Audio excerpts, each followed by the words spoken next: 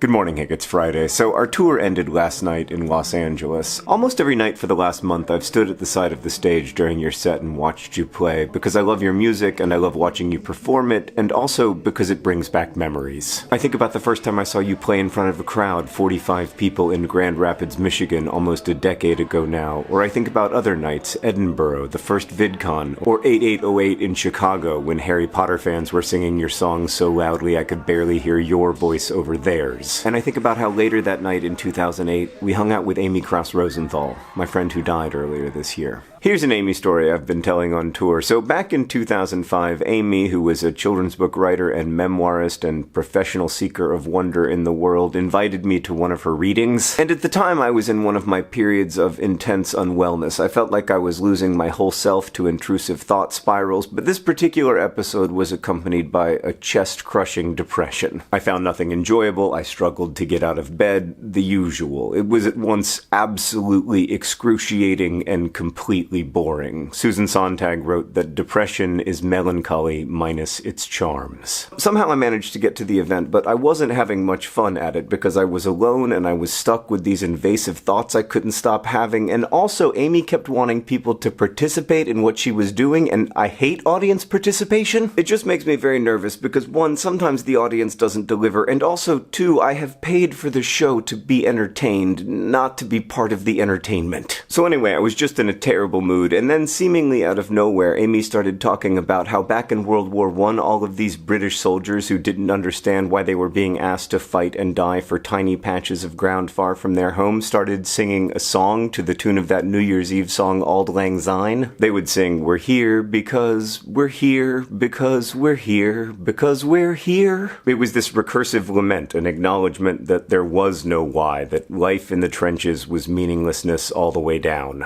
But that night in 2005, Amy completely transformed that song for me without ever changing the words. Amy made me understand that we were here, meaning that we were together, and even when we felt alone, we weren't really, because we were part of this vast and deeply interconnected us. And also that we were here, even if only for a little while. And maybe we'll never know why we are here, but we can still proclaim in hope that we are here. That night, Amy made me understand that hope is not foolish or idealistic or misguided. Hope is true. And I really believe that. I really believe that hope is the correct response to the arc of history. Hank, some years are longer than others, and 2017 has been a long one for me. It's been good and bad and difficult and amazing and joyful and terrifying and very long. But we're here.